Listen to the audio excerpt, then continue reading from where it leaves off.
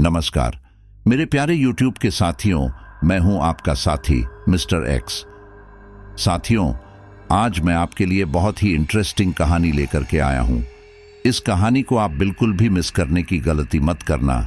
पिछले काफी समय से मुझे कई साथी कह भी रहे थे कि आप यक्षिणी की कहानी भी लेकर आओ, और कमाल देखिए कि यक्षिणी की कहानी खुद ब खुद चल के मेरे पास आ गई। तो मैंने सोचा कि यह जरूर हमारे सब्सक्राइबर्स की दुआ है कि कहानी खुद ब खुद चलकर हमारे पास आ रही है। साथियों, आज की हमारी ये कहानी उत्तराखंड के नैनीताल में रहने वाले एक साथी ने शेयर की है, और कहानी काफी डरावनी है।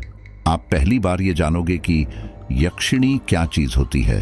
साथियों, यक्षिणी नाम की ये चीज चुड़ैल और डायन जैसी चीजों से बहुत ही ऊपर की चीज होती है, और इसका आतंक इतना भयानक होता है कि छोटे मोटे तांत्रिक बाबाओं के ये बस में नहीं आती है। अगर एक बार ये अपने आपे से बाहर हो जाती है तो इसको कंट्रोल करना नामुमकिन हो जाता है, और इसका कहर इतना खतरनाक बरसता है कि पूरा गांव इसकी आग में जल उठता है। हालांकि मैं जानता हूं कि काफी सारे व्यूअर्स ऐसे भी हैं जो यक्षिणी के बारे में कुछ ना कुछ जरूर जानते होंगे। तो जो साथी यक्षिणी के बारे में जानते हैं वह कमेंट में जरूर बताएं, ताकि बाकी लोगों को भी इसके बारे में जानकारी हो सके। और जो लोग नहीं जानते हैं वो स्टोरी को मिस करने की गलती बिल्कुल भी मत करना। साथियों, स्टोरी शुरू करने से पहले मैं आपसे एक रिक्वेस्ट और करना चाहूँगा कि आप अपने बारे में थोड़ा सा परिचय मुझे कमेंट बॉक्स में ज़रूर दें कि आप कहाँ के रहने वाले हैं, आपका नाम क्या है, और कितने सालों से आप यह स्टोरी सुनते आ रहे हैं।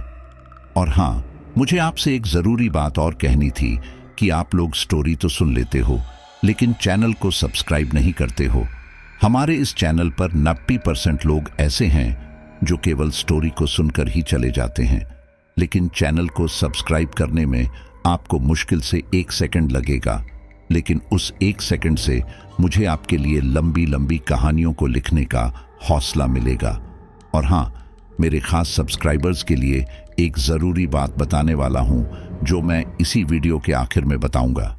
तो चलिए आज की स्टोरी शुरू करते हैं, और ये स्टोरी मैं अपने पर्सपेक्टिव से सुनाने जा रहा हूं। नैनीताल के जंगलों के बीच में एक मॉडर्न गांव बसा हुआ है जिसका नाम है प्रीतमपुर गांव। उस गांव का रहने वाला एक लड़का है, राकेश। राकेश अपनी दोस्त की शादी में से अपने गांव बाइक से लौट रहा था। लौटते वक्त उसे काफी रात हो चुकी थी। रात के वक्त काला घना अंधेरा चारों ओर फैला हुआ था।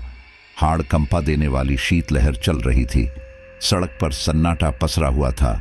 प्रीतमपुर गांव के सब लोग अपने अपने घरों में रजाई में दुबके पड़े थे। हल्की हल्की अब बारिश भी शुरू हो चुकी थी।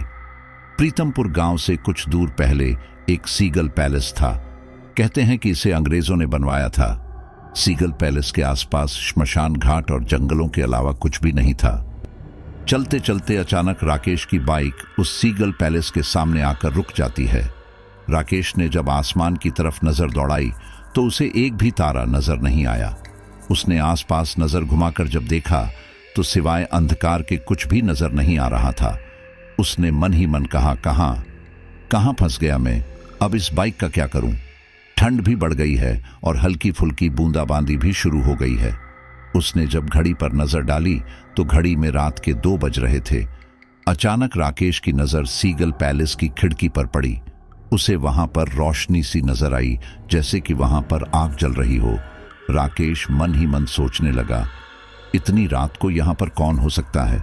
यहां तो कोई नहीं आता। हो सकता है कोई मेरी तरह रास्ते में फंस गया हो और सर्दी के वजह से उसने कुछ लकड़ियां जला ली हों। ये सोचता हुआ राकेश अपनी बाइक वहीं खड़ी करके सीगल पैलेस की तरफ चल दिया। राकेश जैसे ही सीगल पैलेस के अंदर पहुंचा तो उसने देखा कि एक व्यक्ति आंखें बंद किया हुआ बहुत धीमी आवाज में कोई मंत्र पढ़ रहा था। उस व्यक्ति ने अपने चारों तरफ से लाल रंग का घेरा बना रखा था। मंत्र पढ़ते हुए बीच बीच में वो आग के ऊपर कुछ फेंक भी रहा था। उसके चेहरे पर एक अजीब सी शैतानियत सवार थी। उस व्यक्ति को देखकर उसे अपनी आंखों पर यकीन नहीं हुआ। उससे रहा नहीं गया और उसने चीख कर कहा, ये आप क्या कर रहे हैं? यहां पर आने को मना किया गया है ना। उसके बावजूद भी आप अपनी हरकतों से बाज नहीं आए। आप जानते हो आपकी इस हरकत से सर्वनाश हो सकता है। आपने अपने गंदे और घिनौने मकसद के लिए ये जगह चुनी है और किसी को इस पर शक भी नहीं हो, इसीलिए आपने ये जगह चुनी है। और कौन सोच सकता है कि सीगल पैलेस के अंदर कोई इस घिनौने काम को कर सकता है। इतना बोलकर राकेश गुस्से में उस घेरे के अंदर घुस गया। तंत्र साधना में लीन उस व्यक्ति ने अचानक आंखें खोल ली। उसकी आंखों से लाल लाल दहकते अंगारे से निकल रहे थे और उसका चेहरा किसी पिशाच से कम नहीं लग रहा था। यह सब देखकर राकेश के रोंगटे खड़े हो गए। उस व्यक्ति ने चिल्लाकर राकेश को कहा, मूर्ख, यह तूने क्या कर दिया? इस गोल घेरे के अंदर आकर तूने मेरी सिद्धि को खराब कर दिया। अब इसका नतीजा क्या निकलेगा मुझे भी नहीं पता। उस व्यक्ति ने इतना कहा ही था कि अचानक जलती हुई लकड़ियां बुझ गई। अंदर जो थोड़ा गर्म माहौल था, अचानक वह सर्दी में तब्दील हो गया और एक ठंडी तेज हवा का झोंका राकेश के गाल से टकराया। अंदर इतना घना अंधेरा हो गया कि राकेश और वह व्यक्ति एक दूसरे की शक्ल भी नहीं देख सकते थे कि अचानक उस व्यक्ति की चीख राकेश के कानों में टकराई। राकेश अपनी पूरी ताकत लगा के वहां से भागने लगा। वह सीगल पैलेस के बाहर पहुंचा ही था कि अचानक उसने बाहर किसी को खड़ा हुआ पाया। आसमान अब बिल्कुल साफ हो चुका था, तारे निकल रहे थे, चांद अपने पूरे शबाब पर था। राकेश अपने सामने वो चेहरा देख सकता था। राकेश के सामने एक बेहद सुंदर लड़की खड़ी हुई थी। उसके होंठ सुर्ख गुलाबी हो रहे थे। काली साड़ी में वह युवती किसी अप्सरा से कम नहीं लग रही थी। राकेश उसे देखकर सब कुछ भूल गया था। वह उसकी खूबसूरती में सम्मोहित सा होता जा रहा था और बस उसे देखे जा रहा था। अचानक उस युवती ने राकेश से कहा, क्या देख रहे हो राकेश? क्या तुमने कभी कोई सुंदर स्त्री नहीं देखी क्या? राकेश ने कहा, तुम्हें मेरा नाम कैसे पता? वो लड़की बोली, मुझे तुम्हारे बारे में सब पता है राकेश। तुम्हारी एक सुंदर बीवी है और एक बेटा भी है। राकेश बोला, लेकिन तुम मेरे बारे में इतना कैसे जानती हो? मैंने तो तुम्हें आज तक कभी इस गांव में नहीं देखा। लड़की बोली, वह सब बातें छोड़ो राकेश और मेरी आंखों में देखो। क्या तुम्हें मुझे देखकर ऐसा महसूस नहीं हो रहा कि तुम्हें मुझे अपनी बाहों में ले लेना चाहिए? उस स्त्री की आवाज में पता नहीं क्या सम्मोहन था कि राकेश उसमें समाता जा रहा था। वो सब कुछ भूल चुका था कि कुछ पल पहले क्या घटना घटी थी। राकेश अब उस स्त्री को देखकर बेकाबू सा होने लगा। राकेश ने वासना भरी नजरों से देखकर कहा, तुमने अपना नाम तो बताया ही नहीं, क्या नाम है तुम्हारा? लड़की बोली, मेरा एक नाम नहीं राकेश, कई नाम हैं। तुम जिस नाम से चाहो उस नाम से मुझे बुला सकते हो। राकेश ने बिना देरी किए उस स्त्री को अपने आलिंगन में भर लिया। आलिंगन में भरते ही राकेश अपनी मस्ती में खो गया। वह उसकी बाहों में इतना मशगूल हो गया कि यह भी देखना भूल गया कि उस स्त्री का चेहरा अब सुंदर नहीं था, बल्कि उसके खूबसूरत हाथों में नाखून की जगह बड़े बड़े 2 पंजे थे और उसके दांत किसी भेड़िए की तरह अचानक से बड़े हो गए थे। देखते ही देखते उस स्त्री ने अपने दांत राकेश की गर्दन में गाड़ दिए और राकेश की दिल दहला देने वाली चीख पूरे सन्नाटे में गूंज गई। अगले दिन राकेश की लाश नग्न अवस्था में सीगल पैलेस के बाहर सड़क पर पड़ी हुई मिली। चारों तरफ प्रीतमपुर गांव के लोग मौजूद थे। राकेश की लाश को देखकर ऐसा लग रहा था जैसे कि उसके बदन के खून का एक एक कतरा निचोड़ लिया गया हो। उसकी आंखें फटी हुई थी, जैसे कि उसने कोई बहुत ही भयानक चीज अपनी आंखों से देख ली हो। राकेश की बीवी बुरी तरह से रो रही थी। गांव के मुखिया ने तांत्रिक भैरवनाथ को यहां पर बुलवाया था। भैरवनाथ ने जैसे ही राकेश को देखा, वह बुरी तरह से चीखने लगा, अनर्थ, घोर अनर्थ, यह अनर्थ है, यह कैसे संभव हो सकता है? गांव का मुखिया बोला, बाबा आप यह कैसी बातें कर रहे हैं? कैसा अनर्थ हो गया? भैरवनाथ बोला, नादान मुखिया, क्या तुमने राकेश की लाश को नहीं देखा? देख, इसके शरीर के खून का एक एक कतरा तक किसी ने नहीं छोड़ा। देख इसकी लाश कैसी सफेद पड़ी हुई है, इसकी आंखें कैसी फटी हुई हैं, मगर आसपास खून का एक भी कतरा तक मौजूद नहीं। इसका किसी ने खून पिया है। भूत, प्रेत, पिशाच, इनमें से कोई भी इस तरह से किसी इंसान का खून नहीं पीते। मुखिया ने कहा, बाबा, मैं आपकी बात का मतलब नहीं समझा। आप कहना क्या चाहते हैं? बाबा बोला, यहां पर किसी ने सिद्धि की है। या तो वह अपनी सिद्धि में विफल हुआ है या फिर कुछ और हुआ है, और उसका परिणाम इस व्यक्ति ने भुगता है। तभी अचानक भैरवनाथ फटी फटी आंखों से इधर उधर देखने लगा। तो मुखिया ने उससे कहा, आप क्या देख रहे हैं बाबा? भैरवनाथ ने कहा, क्या यहां पर सिर्फ इसकी ही लाश मिली है? मुखिया ने जवाब दिया, हां बाबा, सुबह ही पता चला कि यहां पर राकेश मरा पड़ा है। राकेश हमारे गांव का ही है, लेकिन हमारे समझ में ये नहीं आता बाबा कि आपके चेहरे पर इतनी परेशानी क्यों है। भैरवनाथ बोले, क्योंकि अब जो यहां पर होने वाला है उससे तुम सब परेशानी में आ जाओगे। अनर्थ हो गया है, किसी ने उसे बुला लिया है। मुखिया बोले, किसे बाबा, किसे? भैरवनाथ ने कहा, यक्षिणी को। इस तरह से इंसान का खून सिर्फ और सिर्फ यक्षिणी ही पी सकती है, कोई और नहीं। यक्षिणी का नाम सुनकर मौजूद सभी लोग भयभीत नजर आने लगे। मुखिया बोला, अब हम क्या करें बाबा? बाबा ने कहा, इतना आसान नहीं है मुखिया। यक्षिणी को जिसने बुलाया है वही उसे वापस भेज सकता है। भगवान से प्रार्थना करो मुखिया। अगर वह व्यक्ति जिंदा है तो हमें उसे ढूंढना होगा, और अगर वह मर गया है तो मुझे तुम सभी की मौत अपनी आंखों से नजर आ रही है। मुखिया ने कहा, आप इतने सिद्ध पुरुष हैं बाबा, क्या आप उस यक्षिणी को काबू नहीं कर सकते? बाबा ने कहा, यह कोई मजाक नहीं है मुखिया। तुम्हें यक्षिणी की ताकत का अंदाजा भी नहीं है। ये यक्षिणियां कई प्रकार की होती हैं, मगर राकेश की लाश को देखकर मैंने अंदाजा लगा लिया है कि यह यक्षिणी बहुत शक्तिशाली है, कुछ भी कर सकती है। हो सकता है कि वह इस वक्त यहाँ आसपास के लोगों में किसी की शक्ल में मौजूद हो। भैरवनाथ की बात सुनकर सभी लोग जो कि वहां पर जमा थे एक दूसरे से डर की निगाहों से एक दूसरे को देखने लगे। गांव का मुखिया तांत्रिक भैरवनाथ के कदमों में गिरकर कहने लगा, कुछ कीजिए बाबा, अब आप ही हम सब गांव वालों का एकमात्र सहारा है। बाबा ने कहा, मैं अभी फिलहाल इन गांव वालों के लिए कुछ भी नहीं कर सकता। भैरवनाथ की बात सुनकर मुखिया बोला, तो क्या हम सब गांव वाले भी राकेश की तरह बेमौत मारे जाएंगे? किसी एक की गलती की सजा पूरे गांव वालों को क्यों? बाबा, इसमें हम सबकी क्या गलती? बाबा ने कहा, गलती है, तुम सबकी बहुत बड़ी गलती है मुखों। इसी गांव में किसी दुष्ट आदमी ने यक्षिणी को बुलाने के लिए तंत्र विद्या का सहारा लिया, और तुम लोग उसे जान ही नहीं पाए, क्योंकि यक्षिणी को बुलाना इतना आसान नहीं होता। उसके लिए एक खास विद्या की जरूरत होती है। इस क्रिया के लिए जो अनुष्ठान करना होता है वो कोई भी एरा गैरा मामूली साधु नहीं कर सकता।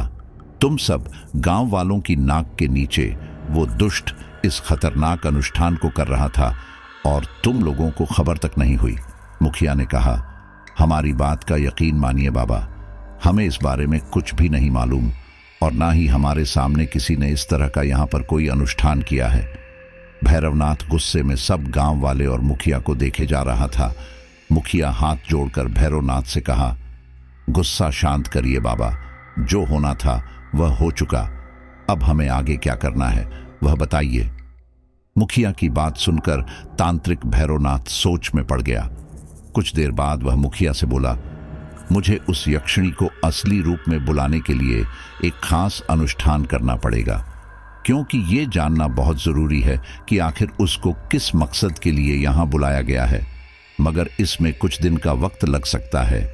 तब तक के लिए तुम सबको एक सख्त हिदायत देकर जा रहा हूं कि शाम 6 बजे के बाद अपने घरों से बाहर मत निकलना, चाहे तुम्हारा कितना जरूरी काम क्यों ना हो, क्योंकि यक्षिणी रात में बहुत ज्यादा ताकतवर हो जाती है और वह अपना शिकार ज्यादातर रात में ही करती है। तांत्रिक भैरवनाथ की बात सुनकर मुखिया ने सभी गांव वालों से मुखातिब होकर कहा, तुम सब लोगों ने सुन लिया ना, बाबा ने हम सब लोगों को क्या आदेश दिया है कि शाम 6 बजे के बाद कोई भी अपने घर से बाहर ना निकले, चाहे उसे कितना भी जरूरी काम क्यों ना हो। मुखिया कुछ और कहने ही वाला था कि तभी तांत्रिक भैरवनाथ ने चिल्लाकर कहा, जैसा कि मैंने तुम लोगों से कहा है कि वह यक्षिणी हम में से किसी एक का रूप लिए हुए यहाँ पर मौजूद है, इसीलिए मेरी इस बात को वह भी सुन रही होगी।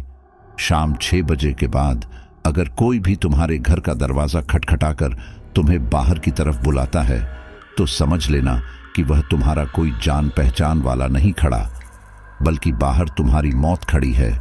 जैसे कि मैं कह चुका हूं और एक बार फिर कह रहा हूं कि यक्षिणी किसी का भी रूप ले सकती है। इतना कहकर तांत्रिक भैरवनाथ वहां से चला गया। गांव वालों ने राकेश का अंतिम संस्कार कर दिया और वह सब लोग अपने अपने घरों के अंदर डरे सहमे दुबक गए। सबके दिल में एक ही विचार आ रहा था कि यक्षिणी रात के वक्त किसका दरवाजा खटखटाएगी, मगर उस रात ऐसा कुछ भी नहीं हुआ।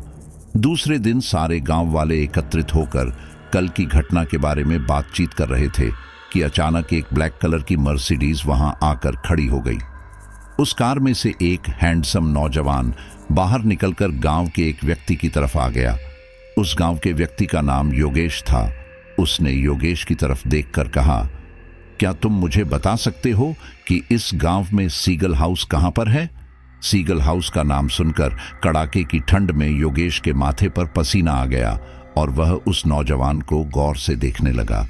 खुद को इस तरह देखने पर उस नौजवान ने दोबारा उससे कहा, क्या तुम्हें सुनाई नहीं देता? मैं तुमसे पूछ रहा हूं कि यहां पर सीगल हाउस कहां पर है? योगेश ने हाथ का इशारा करके उससे कहा, यहां से कुछ दूरी पर ही आपको मिल जाएगा। वैसे कौन हैं आप? आप सीगल हाउस का पता क्यों पूछ रहे हैं? उस नौजवान ने कहा, मेरा नाम राहुल है, मैं एक बिजनेसमैन हूं। हमें जैसे ही पता चला कि नैनीताल के एक गांव मतलब प्रीतमपुर गांव के करीब खूबसूरत जंगलों में बसा हुआ अंग्रेजों के जमाने का बनाया हुआ एक पैलेस है जिसे सीगल हाउस कहते हैं, तो हमने तुरंत उसे खरीद लिया। हम वहां पर होटल बनाना चाहते हैं। वैसे भी अब यह पूरा इलाका टूरिस्ट इलाके में आने वाला है क्योंकि हम यहां पर आ चुके हैं। योगेश ने कहा, ऐसी गलती मत करना बाबू साहब, आप सीगल हाउस के बारे में नहीं जानते। अगर अपनी जान प्यारी है तो मेरी मानो तो अभी और इसी वक्त यहां से चले जाओ। राहुल पूछा, क्यों? सीगल हाउस में ऐसा क्या है? योगेश ने कहा, कल रात यहां पर सीगल हाउस के बाहर इस गांव के व्यक्ति की मौत हुई है। राहुल ने कहा, तो हम क्या करें? जरूर उसने देसी शराब पी रखी होगी। योगेश ने जवाब दिया, नहीं नहीं बाबूजी, इस गांव में यक्षिणी आजाद घूम रही है, उसी ने मारा था उसे। राहुल ने कहा, तुम्हारा मतलब तुम्हारे गांव की कोई लड़की है और जिसका नाम यक्षिणी है, उसने मारा है उसे। डोंट वरी, हम पुलिस को इन्फॉर्म कर देंगे। योगेश ने कहा, नहीं नहीं साहब, यक्षिणी कोई इंसान नहीं होती, बल्कि इंसानों का रूप धारण कर सकती है। वो बला की खूबसूरत होती है, मगर वो इंसान का खून पी जाती है। मुझे पूरा विश्वास है वो जरूर उस सीगल पैलेस में मौजूद है। योगेश इससे आगे कुछ और कहता कि तभी कार में से एक लड़की, जो इस वक्त ब्लैक जीन्स, ब्लू शर्ट और ब्लैक जैकेट पहनी हुई थी, बाहर निकल कर आ गई और उसने राहुल की तरह देखकर कहा, अरे राहुल, तुम भी कहां इन जाहिलों के मुंह लगते हो? तुम्हें पता नहीं कि ये गांव वाले थर्ड क्वालिटी के लोग होते हैं। ये खुद तो जिंदगी में कुछ कर नहीं सकते, लेकिन जो करना चाहता है उसे भी यह नहीं करने देते हैं। जब दुनिया 40 साल पहले चांद पर पहुंच चुकी है और मंगल ग्रह पर कॉलोनी बनाने की सोच रही है, और यह अभी भी भूत प्रेत और पिशाच में ही अटके हुए हैं गवार कहीं के, ये नहीं सोचते कि कल जब यहाँ एक 5 स्टार होटल बन जाएगा तो इन गंवारों को भी काम मिल जाएगा। बेवकूफ कहीं के। उस लड़की की बात सुनकर राहुल ने मुस्कुराते हुए मजाक उड़ाने वाले लहजे में योगेश की तरफ देखकर कहा, तुम सही कहती हो अंजलि, मैं भूल गया था कि मैं गवारों के पास खड़ा हूं। वैसे तुम्हारा जो भी नाम हो, पता बताने के लिए शुक्रिया। इतना कहकर राहुल और अंजलि कार के अंदर बैठ गए। कार के अंदर राहुल और अंजलि के 3 दोस्त और भी मौजूद थे, जो शायद उन्हीं का इंतजार कर रहे थे। अजय, निधि और आरव। उन सब में आरव सबसे ज्यादा मजाकिया था। राहुल ने अपनी ड्राइविंग सीट संभाल ली। आरव ने राहुल से कहा, क्या हुआ यार, तू तो वहां पता पूछने गया था ना, मगर मुझे ऐसा लगा जैसे कि तेरी किसी मामले में वहां पर बहस चल रही हो। राहुल ने कहा, हाँ यार, जब मैंने उससे सीगल हाउस के बारे में पता पूछा तो वह ऐसे डर गया जैसे कि मैंने किसी भूत प्रेत का पता उससे पूछ लिया हो। और पता नहीं वह क्या बकवास कर रहा था कि इस वक्त गांव में यक्षिणी वगैरह का साया है और चले जाओ नहीं तो मारे जाओगे। राहुल की बात सुनकर अजय, जो कि निधि से बातें करने में मग्न था, राहुल की बात सुनकर बोल पड़ा, तो तुझे यक्षिणी के बारे में कुछ इन्फॉर्मेशन मिली? उसे भी अपने 5 स्टार होटल में कोई जॉब दे देंगे यार।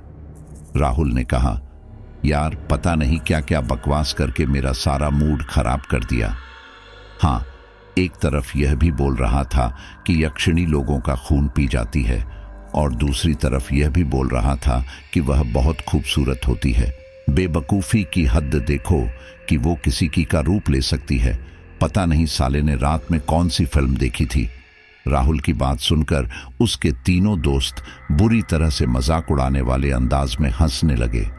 आरव ने राहुल की तरफ देखकर कहा, वह गांव वाला बेचारा बेवकूफ था यार, राहुल समझ ही नहीं पाया। राहुल ने कहा, क्या नहीं समझ पाया मैं? आरव ने कहा, यहीं की यक्षिणी के बारे में उसने हमें बताकर कितनी बड़ी गलती की है। राहुल बोला, मैं तेरी बात का मतलब नहीं समझा। आरव बोला, अरे यार सिंपल सा मतलब है, उसने तुझसे यह भी तो कहा ना कि यह यक्षिणी बहुत खूबसूरत होती है। तो फिर मेरी तो बल्ले बल्ले, तेरी गर्लफ्रेंड तेरे साथ हमेशा रहती है, अजय की गर्लफ्रेंड निधि भी हमेशा उसके साथ रहती है और तुम चारों में सिर्फ एक मैं ही हूं जिसकी अभी तक कोई गर्लफ्रेंड नहीं है। तो कहने का मतलब है कि यक्षिणी अब मेरी गर्लफ्रेंड बन जाएगी। आरव की बात सुनकर चारों दोस्त खिलखिलाकर हंसने लगे। राहुल ने गाड़ी को सीगल पैलेस की तरफ मोड़ लिया। कुछ ही देर के बाद वह पांचों सीगल पैलेस के सामने खड़े हुए थे। वो उसी स्थान पर खड़े हुए थे जहां पर कल राकेश की मौत हुई थी। इतने आलीशान पैलेस को देखकर अंजलि ने आश्चर्यचकित होकर कहा, वाओ राहुल, कितनी खूबसूरत कोठी है। मुझे अभी भी अपनी आंखों पर विश्वास नहीं हो रहा। तुम्हारे दिमाग का जवाब नहीं है राहुल। यहां पर बहुत ही शानदार 5 स्टार होटल बनेगा। देखो ना, इस पैलेस के चारों तरफ खूबसूरत पहाड़ ही पहाड़ हैं। जंगल की हरियाली के बीचों बीच बना हुआ यह पैलेस किसी ताजमहल से कम नहीं लग रहा।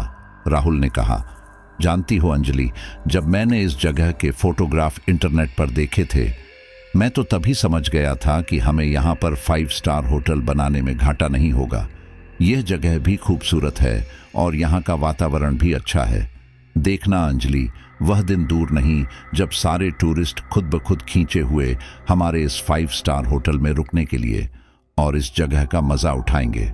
राहुल की बात सुनकर उसका अजय बोला, लेकिन मेरी एक बात समझ में यह नहीं आती कि अंग्रेजों को यहां पर यह इतना खूबसूरत पैलेस बनाने की क्या सूझी थी। राहुल अजय की बात सुनकर हंसने लगा और बोला, अब यह बात तो तुझे अंग्रेज ही बता सकते हैं। चलो अंदर चलकर देखते हैं कि अंदर से बाहर का व्यू कैसा नजर आता है। इतना कहकर चारों दोस्त उस पैलेस अंदर चले गए। अंजलि और निधि हैरत से सीगल पैलेस के अंदर के नजारे को देख रही थी, मगर निधि के दिमाग में कुछ और चल रहा था। अचानक निधि के कदम एक दीवार के सामने जाकर रुक गए। उसने देखा दीवार पर शेर की खाल टंगी हुई थी जो बहुत ताजी मालूम हो रही थी। निधि ने अजय की तरफ देखकर कहा, मुझे एक बात बहुत अजीब लग रही है। अजय ने पूछा, कौन सी बात? निधि ने कहा, यहीं की सीगल कई वर्षों से वीरान पड़ा है, लेकिन अंदर आकर हमें एक भी मकड़ियों का झाला नहीं दिखाई दिया और ना ही यहाँ पर गंदगी और धूल मिट्टी देखने को मिली। ऐसा लग रहा है मानो हमारे आने से पहले किसी ने इस पैलेस को साफ करवाया हो। और सबसे हैरत की बात की, इस शेर की खाल को देखो, लग रहा है जैसे कल ही इसको मारा गया हो। निधि की बात सुनकर अजय सोच में पड़ गया। उनसे कहा, शायद तुम्हारा ये सोचना सही है निधि, मेरे भी दिमाग में यही बात काफी देर से चल रही है। अजय और निधि को गंभीर मुद्रा में देख राहुल और अंजलि भी उन दोनों के पास आ गए। राहुल ने अजय की तरफ देखकर कहा, क्या हुआ? अचानक तेरे पर चेहरे पर यह परेशानी कैसी है? बाहर तो तू ठीक था, सब कुछ ठीक तो है? अजय ने राहुल को बाहर आने की ओर इशारा किया। अजय और राहुल बाहर की तरफ आ गए और उन दोनों के पीछे आरव, निधि और अंजलि भी आ गए। अजय ने राहुल से कहा, मैं और निधि एक बात पर डिस्कस कर रहे थे, पर राहुल पहले एक बता, तूने इस पैलेस के फोटोग्राफ देखे थे ना? राहुल ने कहा, हाँ देखे थे, अजय ने कहा। तो क्या उन फोटोग्राफ्स में भी ये पैलेस अंदर से साफ सुथरा ही नजर आ रहा था? अजय की बात सुनकर राहुल, जो अब तक मजाक के मूड में था, वह भी थोड़ा गंभीर हो गया और उसने अजय की तरफ देखकर कहा, हाँ यार, तू सही कह रहा है। इस बात पर तो हम लोगों ने गौर ही नहीं किया। यह पैलेस तो वर्षों से वीरान पड़ा है और इसके मालिक ने मुझे यह बताया था कि यहाँ पर सालों से कोई नहीं रहता और ये बहुत समय तक शराबियों और जुआरियों का अड्डा बना रहा है। अजय ने कहा, तो फिर हमारे यहाँ पर आने से पहले इसकी सफाई किसने करवाई? अजय की बात पर अंजलि ने कहा, मुझे लगता है तुम सब लोगों का दिमाग खराब हो गया है। अरे यार, लॉजिकल बात है कि राहुल ने यह पैलेस कुछ दिनों पहले ही खरीदा है। 50% रकम राहुल इस पैलेस के मालिक को दे चुका है और बाकी 50% रकम देने की बात राहुल ने इस पैलेस को देखने के बाद की कही थी। हो सकता है कि उसने हमारे यहाँ पर आने से पहले इस पैलेस की साफ सफाई करवा कर रखी हो। अंजलि की बात सुनकर चारों लोग खुश हो गए। सबके चेहरों से टेंशन एकदम गायब हो गई। अजय और राहुल दोनों एक दूसरे को देखकर मुस्कुराने लगे। अजय ने निधि की तरफ देखकर कहा, इतनी सी बात हमारी समझ में ही नहीं आई। अंजलि, तुम वाकई समझदार हो, राहुल की गर्लफ्रेंड जो ठहरी। अजय की बात सुनकर निधि ने चिढ़कर अजय से कहा, तो तुम यह कहना चाहते हो कि मैं समझदार नहीं हूं? मुझे जो लगा वह मैंने बता दिया। अजय की बात सुनकर राहुल बोल पड़ा, अरे तो इसमें इतना नाराज होने की क्या बात है? और तुझसे कितनी बार कहा है कि अपनी गर्लफ्रेंड के सामने दूसरे की गर्लफ्रेंड की तारीफ मत किया कर। लड़कियां इस मामले में बहुत ही ज्यादा गंभीर होती हैं। आरव, जो कि बहुत देर से उन सब की बातें सुन रहा था, वह बोल पड़ा, अब तुम लोग यहाँ पर इन बातों पर चर्चा ही करते रहोगे या फिर यह बात भी सोचोगे कि खाने का इंतजाम कैसे करा जाए? हमें यहाँ पर कुछ दिन बताने हैं। मुझे तो बहुत जोरों से भूख लगी है और चाय की भी बहुत ज्यादा तलब महसूस हो रही है। आरव की बात सुनकर सभी उसकी बात से सहमत हो गए। राहुल ने कहा, हाँ बात तो तेरी सही है, इस बात को तो हमने सोचा ही नहीं। आरव ने कहा, इससे अच्छा तो यार हम शहर से कोई काम वाली बाई ही पकड़ कर ले आते, कम से कम हमें खाना तो खिला सकती थी। उसने ये कहा ही था कि अचानक मौसम बदलने लगा। चारों तरफ काली घटा छा गई और सब तरफ अंधेरा सा छाने लगा और कोहरा बुरी तरह से बढ़ गया। निधि और अंजलि अचानक मौसम बदलता देख बुरी तरह से घबरा गई। राहुल ने सबसे कहा, घबराओ मत, पहाड़ी इलाकों में ऐसे ही अचानक मौसम बदलता है। आरव ने कहा, चलो अंदर चलते हैं। वो सब लोग पैलेस के अंदर चले गए। आरव बोला, यार मौसम तो अचानक बदल गया, अब लंच और डिनर का इंतजाम कैसे होगा? अचानक उन पांचों के कानों में किसी स्त्री का स्वर टकराया, आपकी इस समस्या का हल मेरे पास है बाबूजी।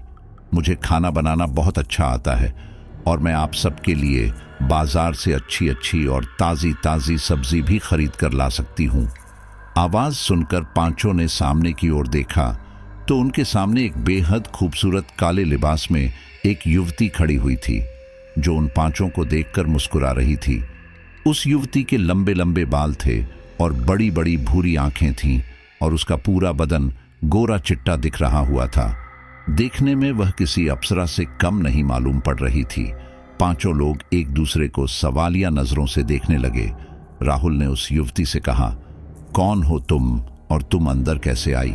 राहुल की बात का उस युवती ने मुस्कुराकर जवाब दिया, आप भी कैसी बातें करते हो बाबूजी, यह पैलेस सालों से वीरान पड़ा है। क्या यहाँ पर अंदर आने के लिए किसी की इजाजत चाहिए क्या?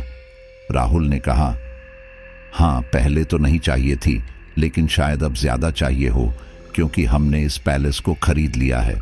उस लड़की ने कहा, मैं तो आपके सवाल का जवाब दे रही थी बाबूजी, मैं बस यहाँ पर ऐसे ही टहलने के लिए आई थी और आप सबको बातें करते हुए मैंने सुन लिया। आप सब लोग शहर से आए हैं ना, और शायद आपको एक खाना बनाने वाली की जरूरत है और मुझे खाना बनाना आता है। उस युवती की बात सुनकर अजय ने उसकी तरफ देखकर कहा, तुम्हारे आने के कदमों की आहट हमें क्यों नहीं सुनाई दी? अभी हम बाहर थे तब तुम कहां थी? लड़की ने कहा, आप देख नहीं पाए होंगे मौसम की खराबी की वजह से। उस युवती की बात सुनकर अजय सोच में पड़ गया और कुछ देर सोचने के बाद बोला, लेकिन तुम हम सबके लिए खाना क्यों बनाओगी? लड़की ने कहा, यह गांव है बाबूजी, हम गरीब लोग हैं, इसी बहाने मुझे कुछ पैसे भी मिल जाएंगे। उस युवती को आरव लगातार देखे जा रहा था। उसकी नजर उस युवती पर से हट ही नहीं रही थी और उसकी इस हरकत को उसके दोस्त अच्छी तरह से महसूस कर रहे थे। राहुल ने उस युवती से कहा, तुम्हारा नाम क्या है? लड़की ने कहा, मेरा नाम मोहिनी है बाबूजी, और मैं यही प्रीतमपुर गांव की ही रहने वाली हूं। राहुल ने कहा, हम तुम्हारी बात क्यों माने? खाना तो हम यहां पर किसी भी गांव वाली से बनवा सकते हैं। मोहिनी ने कहा, आप लोगों के लिए कोई खाना नहीं बनाएगा बाबूजी, आपने यहां आते ही तो देख ही लिया होगा। गांव वाले तो आपसे ये कह रहे थे कि यहां से चले जाओ वरना यक्षिणी आपको मार डालेगी। उस युवती की बात सुनकर पांचों दोस्त एक दूसरे को देखने लगे। राहुल ने कहा, हाँ, मुझे याद आया, गांव के एक व्यक्ति ने मुझसे यह वाली बात कही तो थी, लेकिन तुम उस वक्त कहां थी? मोहिनी ने कहा, मैं वहीं आसपास मौजूद थी, थोड़ी सी भीड़ थी ना, तो आप देख नहीं पाए। वैसे एक बात बोलूं बाबूजी?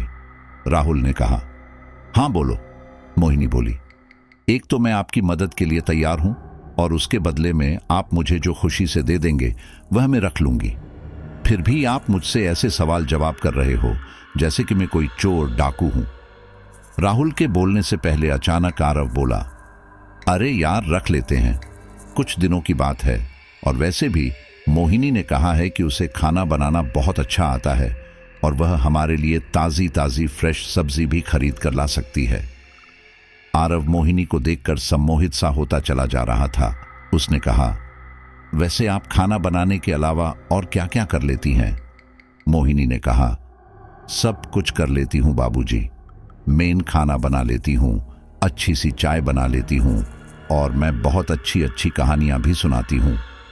चारों दोस्तों ने मोहिनी को खाना बनाने के लिए सहमति दे दी थी। मोहिनी की आंखों में एक अजीब सी चमक आ गई थी। उसकी आंखों में शायद किसी जीत का जन्म था। रात का वक्त हो चुका था। मोहिनी ने सब दोस्तों के लिए बहुत अच्छा खाना बनाया था।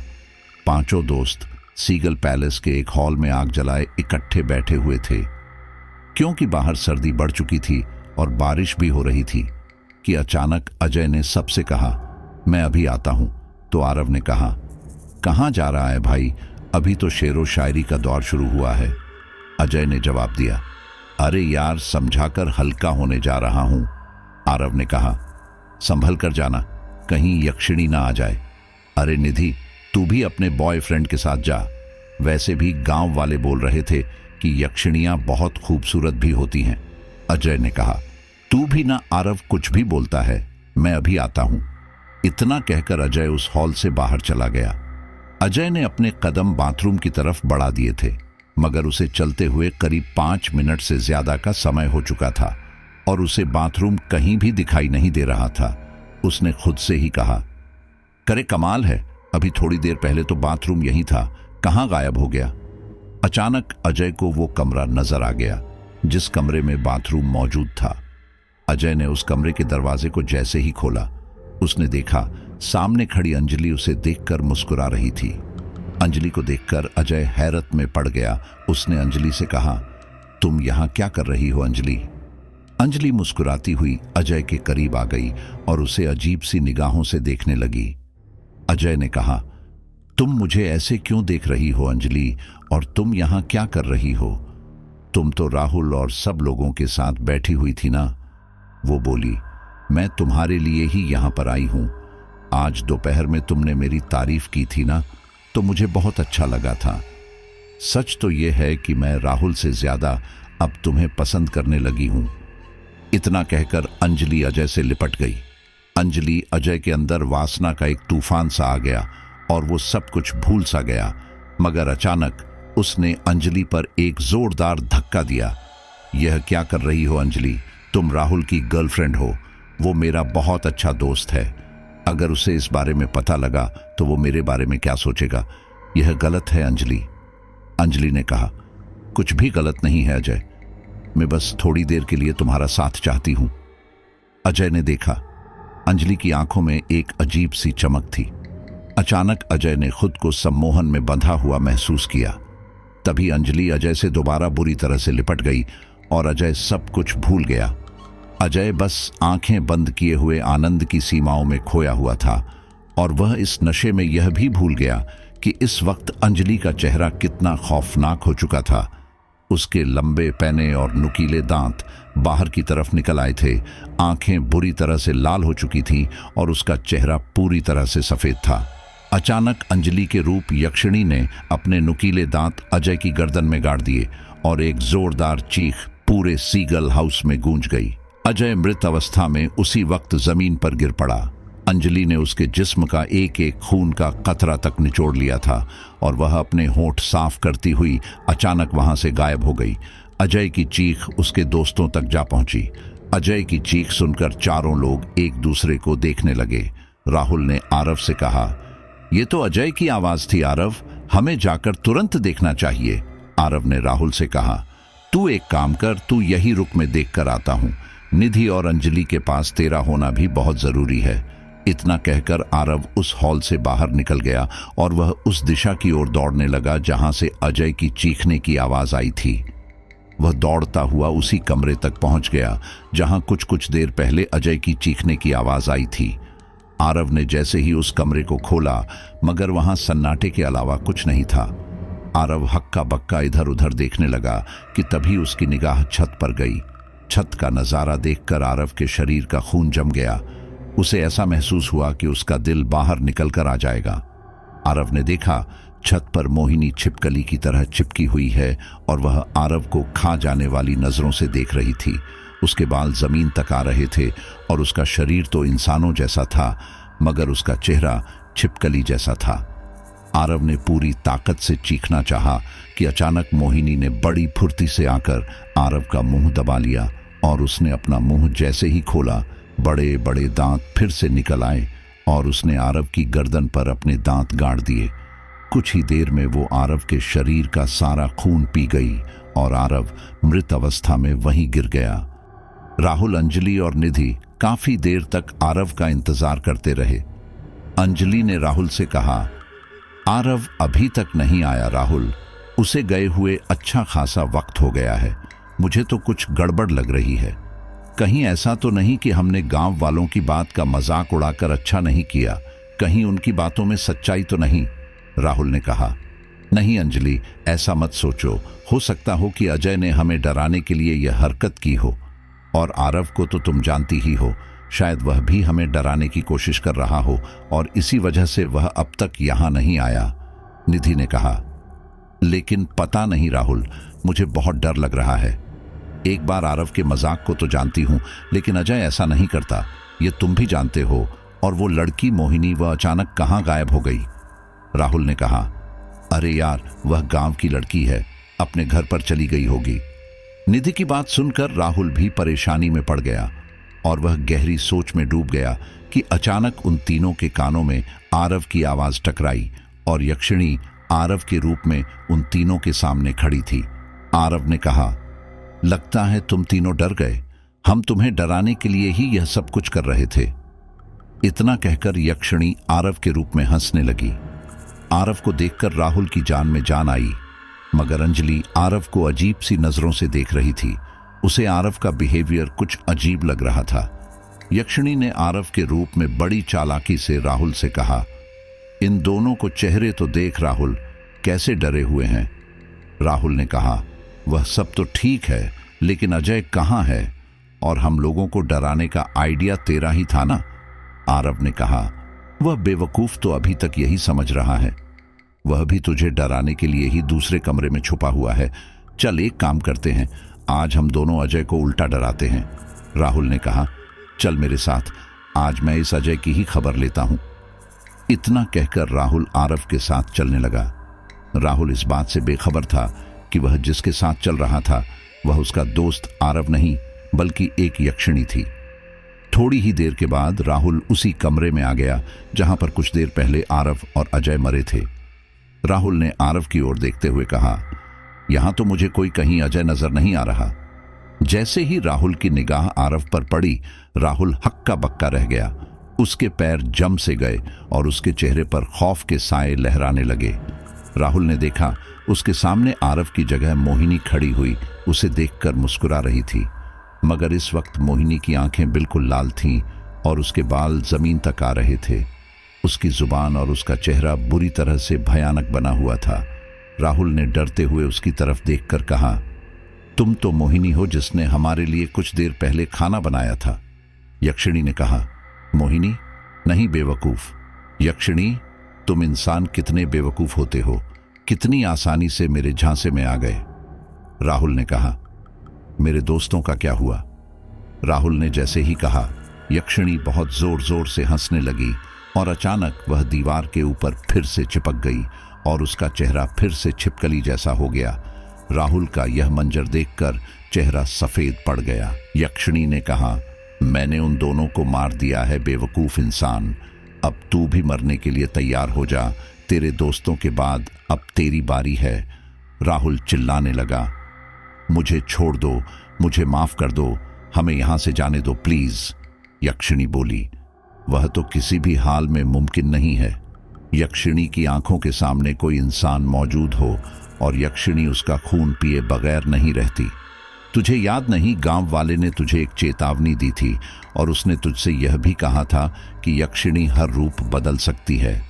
अब देख, तूने खुद अपनी आंखों से देख लिया। अब अगर मैं तुझे यहां से जाने दूंगी तो तू ये सारी बातें सारे गांव वाले को बताएगा और वह चौकन्ने हो जाएंगे। इसलिए तेरा मरना बहुत जरूरी है बेवकूफ इंसान। जब तुम सब यहां आए थे तो तुमने इतना भी नहीं सोचा कि इस पूरे पैलेस की साफ सुथराई किसने करवाई है। तुम तभी भाग सकते थे। इस पूरे पैलेस की साफ सुथराई मैंने ही की थी, तुम्हारी यहां पर चिताएं जलाने के लिए।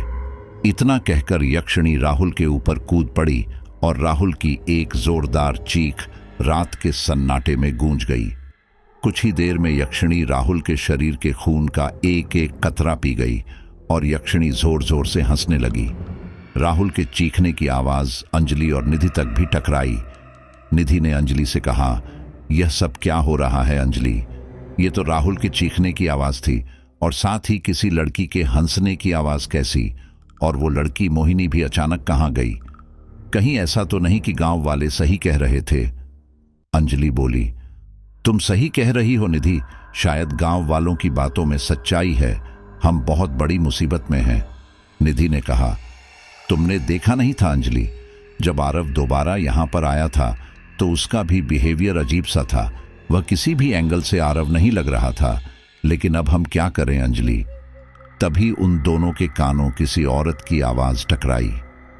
उस आवाज में एक भारीपन सा था। निधि और अंजलि घबराकर खड़ी हो गई और उनके पास रखी हुई लकड़ियां भी बुझ गई। निधि ने चिल्लाते हुए अंजलि से कहा, यह क्या हो रहा है अंजलि? अब हम दोनों क्या करें? ये लकड़ियां कैसे अचानक बुझ गई? कुछ तो गलत हो रहा है। अंजलि, ये सब सामान्य नहीं है। निधि, मुझे लगता है कि इस वक्त हम दोनों को अपनी जान बचाना चाहिए। हमें यहां से भागना चाहिए। अंजलि ने कहा, लेकिन राहुल, अजय और आरव? निधि ने कहा, फिलहाल यहां से अपनी जान बचाकर भागो। इतना कहकर वह दोनों बुरी तरह से भागने लगी। निधि और अंजलि बुरी से भाग रही थीं। भागते भागते अंजलि को गांव नजर आने लगा। उसने हांफते हुए निधि से कहा, वो देख निधि, सामने प्रीतमपुर गांव है, हमें गांव वालों की मदद लेनी होगी। निधि ने कहा, तू सही कहती है अंजलि, और तेज भाग। अंजलि और निधि गांव के एक घर के दरवाजे को बुरी तरह खटखटाने लगी। वो घर किसी और का नहीं, योगेश का था, जिसने उन सब लोगों को चेतावनी दी थी। मगर उस वक्त अंजलि ने उसका मजाक उड़ाया था। अंजलि बुरी तरह से चीख रही थी, प्लीज मदद करो, दरवाजा खोलो नहीं तो हमें भी मार डालेगी। योगेश उस वक्त जाग रहा था। उसकी पत्नी उस वक्त वहां मौजूद नहीं थी और वो उस समय अकेला था। उसके हाथ जैसे ही दरवाजा खोलने के लिए बढ़े कि बाबा की चेतावनी उसके दिमाग में दौड़ गई। वो सोच में पड़ गया, मगर अंजलि और निधि की लगातार दर्द भरी आवाज योगेश के कानों में टकरा रही थी और उसके अंदर की इंसानियत उसे दरवाजा खोलने के लिए बार बार प्रेरित कर रही थी। योगेश ने दरवाजा खोल दिया। दरवाजा खुलते ही एक झटके में अंजलि और निधि हांफती हुई घर के अंदर आ गई। योगेश ने दरवाजा बंद कर दिया और उन दोनों को एक कमरे में ले गया। योगेश ने कहा, क्या हुआ तुम दोनों के साथ? तुम लोग इतनी घबराई हुई सी क्यों हो? कौन तुम्हें मार डालेगी? अंजलि योगेश को देखकर पहचान गई कि उसने कल योगेश का ही मजाक उड़ाया था। योगेश की बात का अंजलि ने जवाब दिया, वही यक्षिणी, कल तुमने जो कुछ भी हमें बताया था वह सब सच बताया था। गलती हमारी है, हमें तुम्हारी बात पर यकीन कर लेना चाहिए था। तुम्हारी बात पर यकीन नहीं करने की सजा हमें भगवान ने कितनी बड़ी दी है। हमारे तीनों दोस्त मारे गए, उसने हमारे सब दोस्तों को मार दिया, वह हमें भी जिंदा नहीं छोड़ेगी। योगेश ने कहा, तुम लोग घबराओ नहीं, अब तुम लोग मेरे घर में आ चुकी हो। वैसे तुम्हारे साथ क्या हुआ था? योगेश की बात सुनकर अंजलि ने योगेश को एक ही सांस में सारी की सारी बात बता दी। योगेश उन दोनों की बात सुनकर सोच में पड़ गया और उसने अंजलि से कहा, लेकिन मेरी एक बात समझ में यह नहीं आती कि उसने तुम दोनों को क्यों जिंदा छोड़ दिया। अंजलि ने कहा, अजीब बात करते हो तुम, हम बड़ी मुश्किल से उसके चंगुल से बचकर यहां पर आए हैं। जैसे ही अंजलि ने ये अल्फाज कहे कि अचानक कोई योगेश के घर का दरवाजा जोर जोर से फिर से खटखटाने लगा। योगेश ने उनकी ओर देखते हुए कहा, अब कौन है? योगेश ने यह कहा ही था कि अचानक अंजलि और निधि के कानों में राहुल की आवाज टकराई, अंजलि दरवाजा खोलो यार, हम सब तुम्हें डरा रहे थे, बाहर आ जाओ, हम बाहर खड़े तुम्हारा इंतजार कर रहे हैं।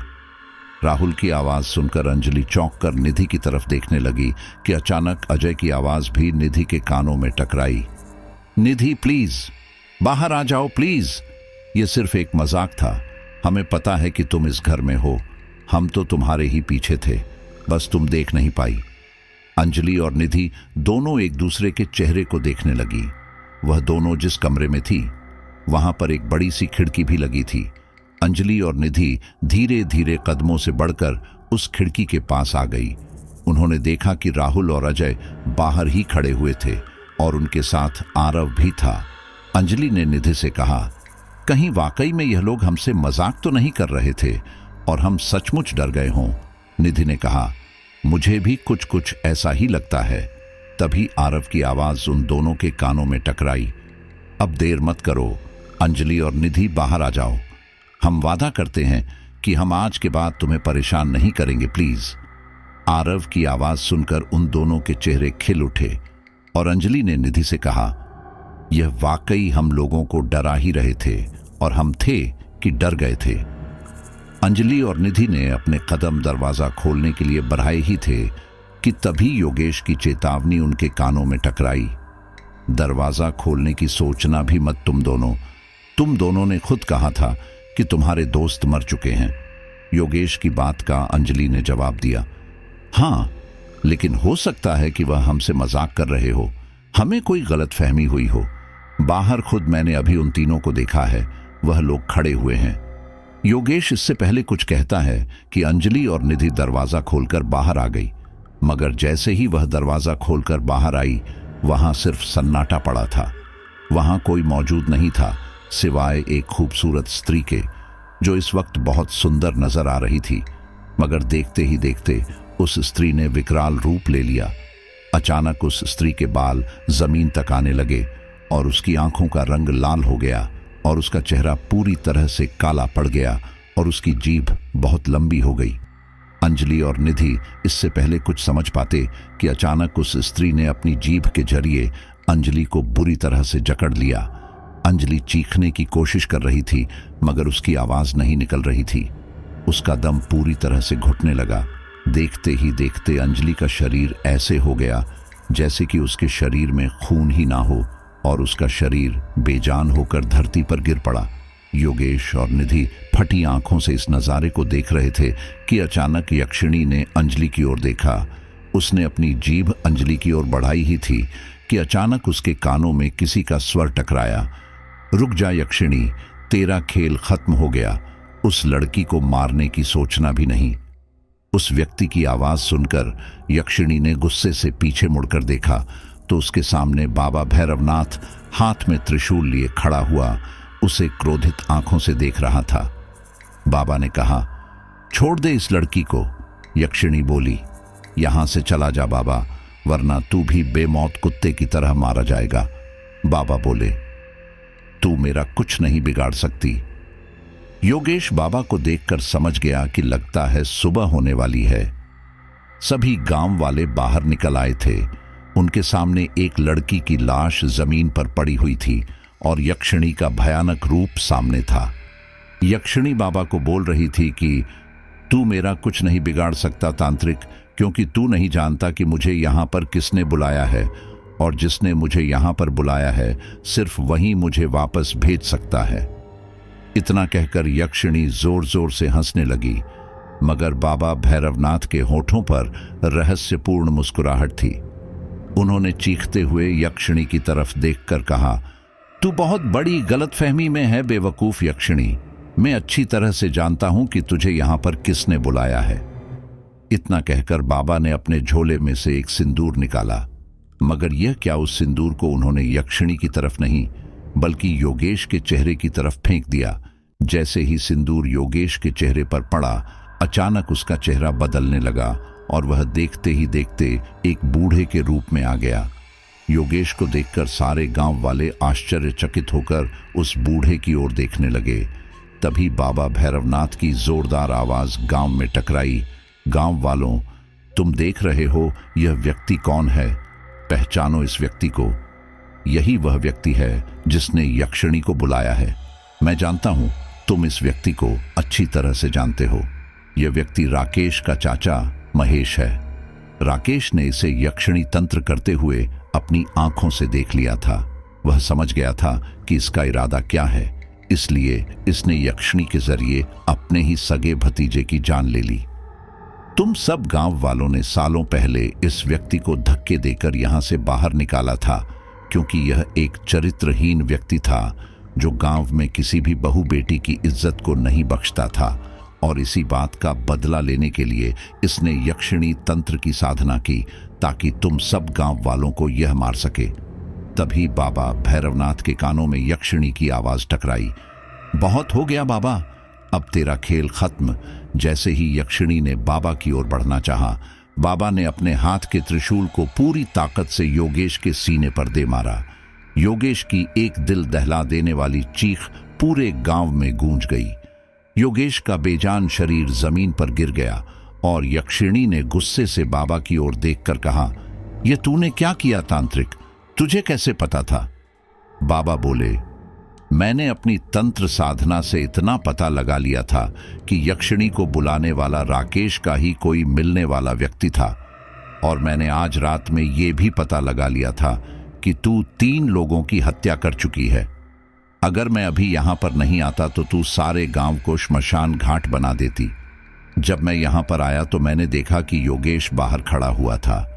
मैं उसे देखकर ही समझ गया कि दाल में कुछ काला है, क्योंकि मैं सभी गांव वालों को समझा कर गया था कि रात के वक्त कोई भी दरवाजा खटखटाए, लेकिन दरवाजा मत खोलना। मगर जब मैंने योगेश को बाहर की ओर देखा तो मैंने अपनी दिव्य दृष्टि से यह देख लिया कि ये योगेश नहीं बल्कि कोई और है, राकेश के चाचा महेश। राकेश ने अपने चाचा महेश को तंत्र साधना करते हुए देख लिया था, इसीलिए उसने सबसे पहले यक्षिणी के जरिए राकेश को मरवाया, और योगेश अपने परिवार के साथ गांव से बाहर गया हुआ था। इस बात का फायदा उठाकर इसने अपना रूप तुझसे योगेश के रूप में बदलवा लिया, ताकि ये गांव वालों के साथ रहकर उन्हें धोखा देने में आसानी से कामयाब हो जाए। इसकी आत्मा तुझसे जुड़ी हुई थी, इसीलिए सबसे पहले इसका मरना बहुत जरूरी था, और यह किसी आम हथियार से भी नहीं मरता। इसलिए मैं इसे मारने के लिए भगवान शंकर का त्रिशूल साथ में लाया था। अब तेरी ताकत इसके साथ ही चली गई है यक्षिणी, अब तेरा भी खेल खत्म यक्षिणी। इतना कहकर वहीं सिंदूर बाबा ने यक्षिणी के ऊपर फेंक दिया। सिंदूर अपने ऊपर आते ही यक्षिणी बुरी तरह से चिल्लाने लगी। उसकी चीख पूरे गांव में गूंज रही थी। वो चिल्ला रही थी, मैं फिर से वापस आऊंगी, मैं फिर से वापस आऊंगी। देखते ही देखते वह एक धूल बनकर वहां से गायब हो गई। अब गांव में सब तरफ सन्नाटा था। गांव अब यक्षिणी से मुक्त हो चुका था। तो साथियों, आज की हमारी एक कहानी यहीं पर कंप्लीट होती है, और मैं उम्मीद करता हूं कि आपको यह कहानी काफ़ी इंटरेस्टिंग लगी होगी। साथियों, मैं जानता हूं कि आप उन चुनिंदा लोगों में से हों जो सबसे आखिर तक इस स्टोरी को सुन रहे हैं। इसका मतलब आपका मुझसे काफ़ी गहराई तक जुड़ाव हो चुका है। तो दोस्तों, मैं आपसे एक रिक्वेस्ट करना चाहूँगा कि मुझे इस काम को जारी रखने के लिए आर्थिक रूप से भी सक्षम होना ज़रूरी है। तो यहाँ पर आपके सामने एक सुपर थैंक्स का ऑप्शन आ रहा होगा। तो अगर आपको मेरी वीडियो अच्छी लग रही है और आप मुझे अपना सपोर्ट करना चाहते हैं, तो आपकी इच्छा के अनुसार जो भी राशि आप अपनी ओर से सपोर्ट करना चाहे वो मुझे डायरेक्टली यहाँ से सपोर्ट कर सकते हैं। और सपोर्ट के लिए मैं आपका तहे दिल से धन्यवाद करना चाहूँगा। और जब अगली वीडियो आएगी तो मैं उसमें आपका नाम ज़रूर मेंशन करूँगा। बाकी आप नेक्स्ट स्टोरी के लिए वेट करते रहिए।